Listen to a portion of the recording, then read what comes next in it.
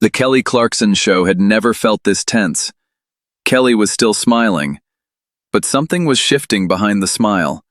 It started normally enough, Kelly's signature warmth. Then Harry arrived on set. Kelly offered what she offered everyone: authentic connection, real conversation, the kind of down-to-earth energy that made celebrities forget they were being watched by millions. Harry didn't forget. Every question Kelly asked got met with something cold, something calculated. So Kelly tried something else. She shared something personal about her own divorce, about losing her ex-husband just last year, about what it actually means to prioritize family when everything else is falling apart. What Harry said made Kelly's smile disappear entirely.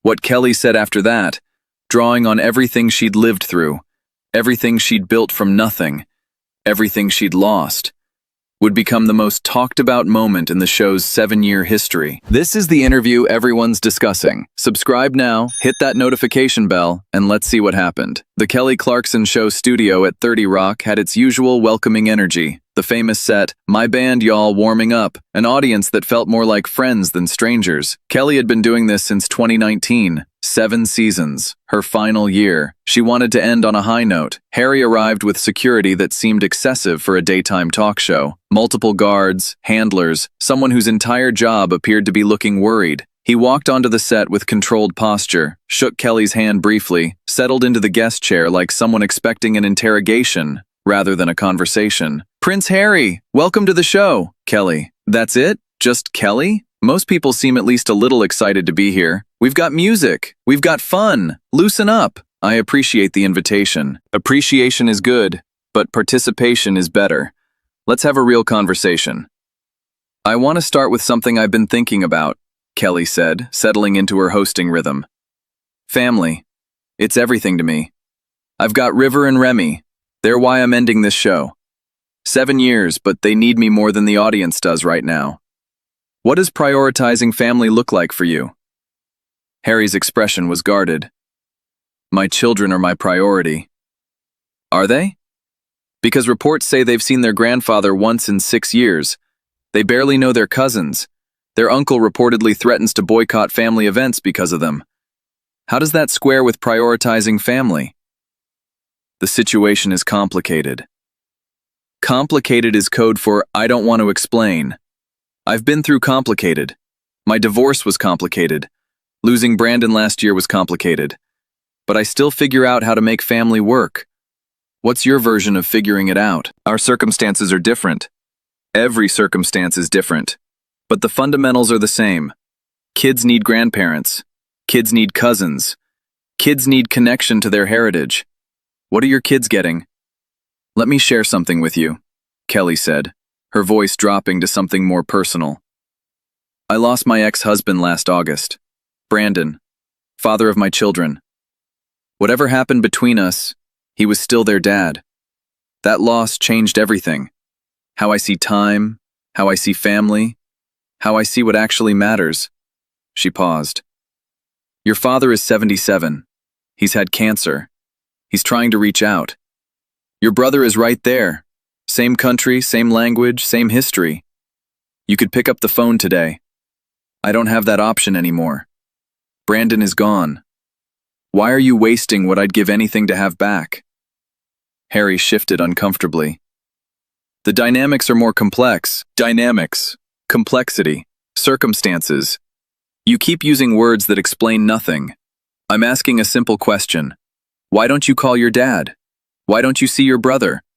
What's actually stopping you?" "You don't understand. I understand loss. I understand complicated family relationships. I understand what it's like when tabloids cover every moment of your personal struggles. I also understand that time runs out. Are you going to wait until it's too late?" "The divorce rumors," Kelly continued.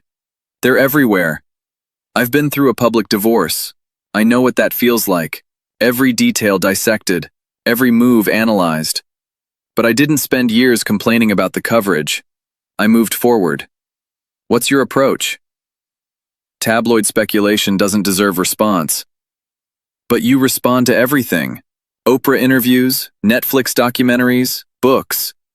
You respond constantly, just on your terms. The selective engagement is obvious. I choose how to share my story. You choose when sharing serves your narrative. When questions get uncomfortable, suddenly privacy matters. I've noticed that pattern. Everyone's noticed it. Harry's jaw tightened. I've been unfairly treated. Some coverage has been unfair. Welcome to fame. Some of my coverage has been unfair too. The difference is I don't build an industry around my victimhood. I make music. I do shows. I raise my kids. What do you do besides process your grievances publicly? I built my career from nothing, Kelly said, leaning forward. American Idol. A singing competition. I was a waitress. I had nothing. No connections, no platform, no name. I earned every single thing I have. Every album, every award, this show, all of it. She looked at him directly. What have you earned? Not inherited, not received because of who your parents are. Earned. Through your own talent, your own work, your own effort. Harry's expression hardened. I've worked hard. At what specifically? What job did you get without royal connections? What platform did you build without your title? What audience did you earn without being a prince? The Invictus Games, which you founded as a prince, using royal visibility, royal connections, royal platform. What have you created that would exist if you were Harry Smith from Liverpool? Silence stretched painfully. The silence answers my question. I could list dozens of things I've built. You can't list one. That's the difference between us. Archwell, Harry said defensively. Our foundation.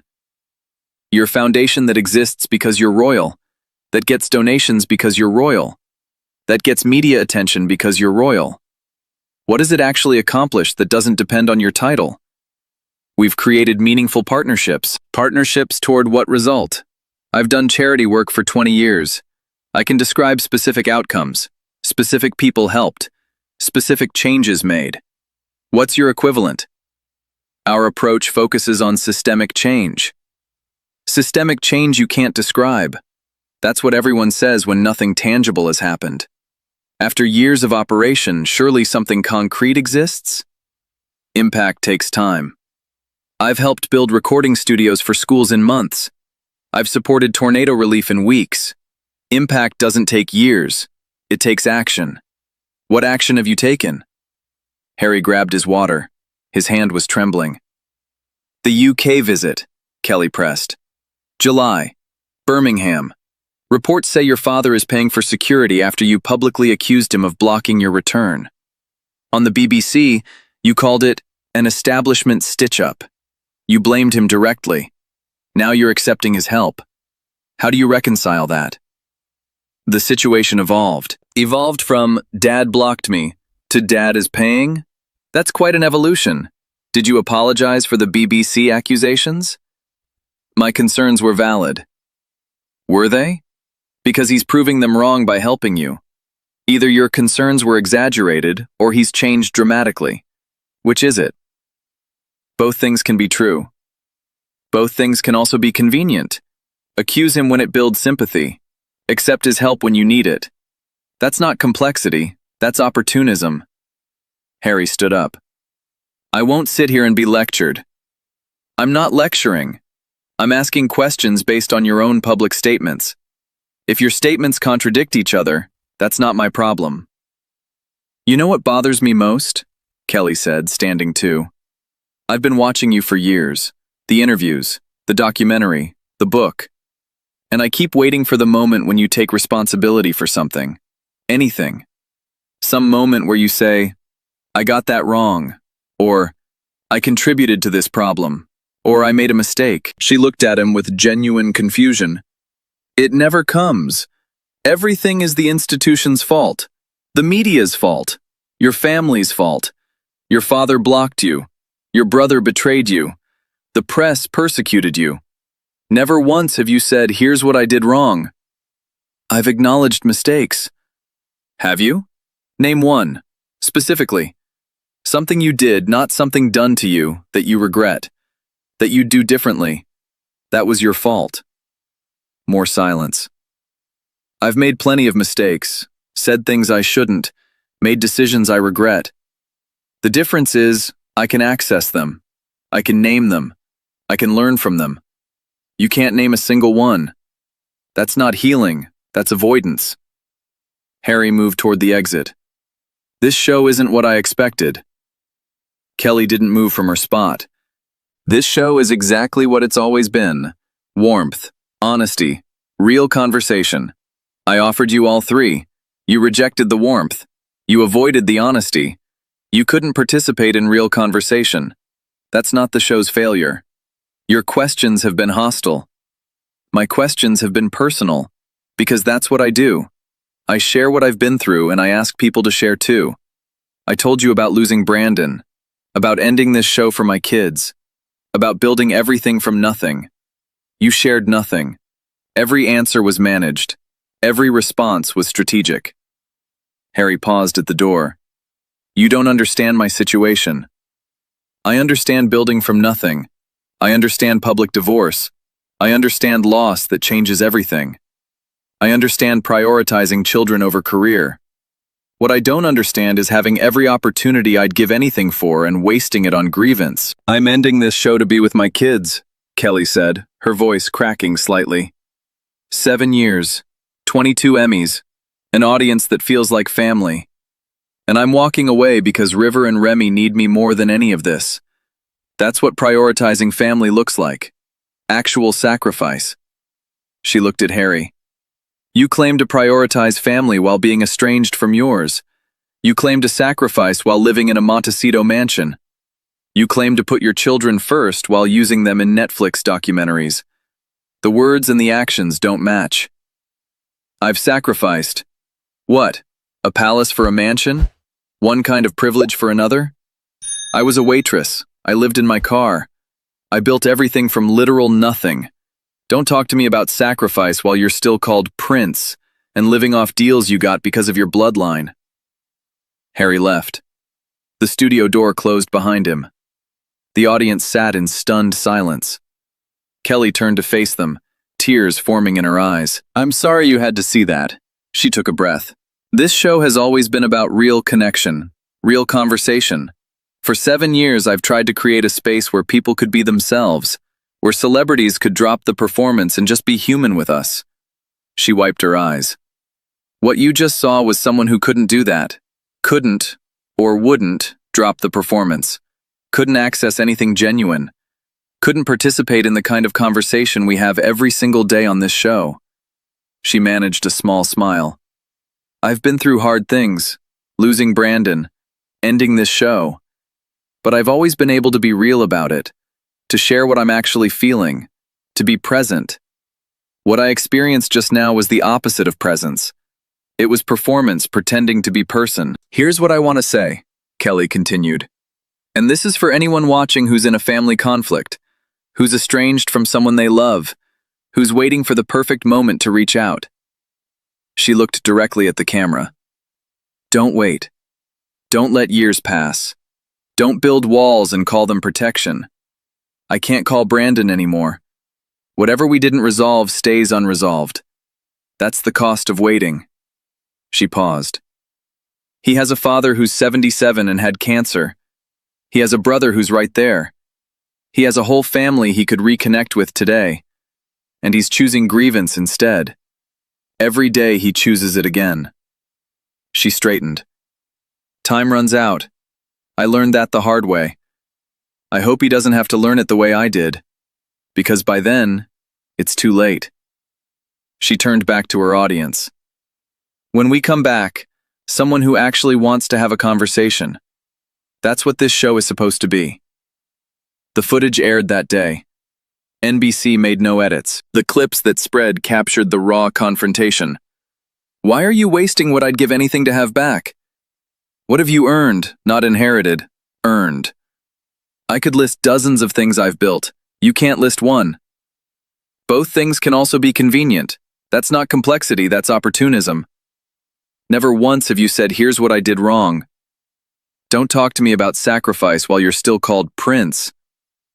Harry's team released a statement calling the interview An inappropriate exploitation of personal grief to attack a mental health advocate. Kelly addressed it the following day. Exploitation? I shared my experience because that's what I do on this show.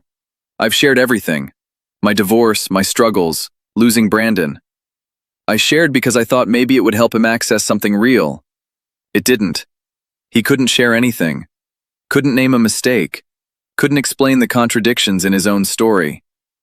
My grief isn't a weapon. It's just real, she added. I built everything from nothing. I've been through real loss. When someone with every privilege I'd give anything for sits in my chair and plays victim, I notice. And on my show, we say what we notice. That's the whole point. For Kelly Clarkson, the interview became an unexpected capstone to her final season, proof that 7 years of authentic conversation had given her the ability to recognize when authenticity was absent. For Prince Harry, it was devastating in a unique way. Kelly wasn't hostile journalism.